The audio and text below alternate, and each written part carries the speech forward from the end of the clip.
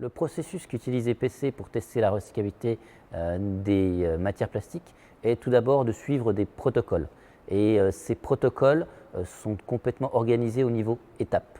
Il y a des étapes de broyage, c'est-à-dire réduction de taille des pièces plastiques, puis des étapes de séparation des matériaux fins, ce qu'on appelle les fines, de lavage pour avoir un produit propre, même si les produits qu'on nous livre ne sont pas forcément sales, ils peuvent être propres, mais on intègre quand même cette phase pour être représentatif de la vraie fin de vie du produit.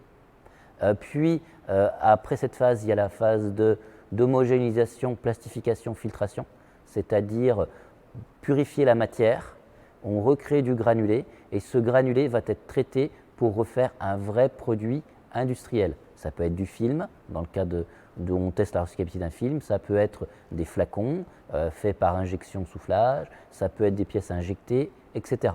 Donc différents process peuvent être utilisés. Puis la dernière étape, c'est la qualification matériaux, que ce soit la qualification du granulé avant d'être transformé et que ce soit la caractérisation du produit. Le but étant de comparer le matériau entre guillemets référent et quelles sont ses performances et les matériaux innovants introduits à un certain taux qu'on aura défini avec l'industriel. Ce taux est relié au taux de à ce qu'on appelle le taux de pénétration, c'est-à-dire ce produit-là pourra être présent dans la filière à quel taux. Est-ce que c'est que quelques pourcents? Est-ce que c'est plusieurs dizaines de pourcents?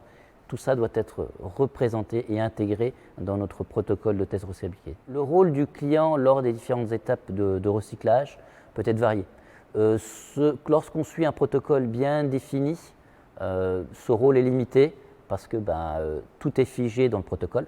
Par contre, lorsque ce sont des protocoles adaptés au client, il est pertinent que le client intervienne et on échange avec lui pour éventuellement adapter la suite. Et cette intervention peut être soit après coup, on a les résultats de la première phase et on agit sur la suivante, soit ça peut être vraiment en live, c'est-à-dire que le client assiste à certaines de ces étapes et on prend des décisions directement sur la ligne.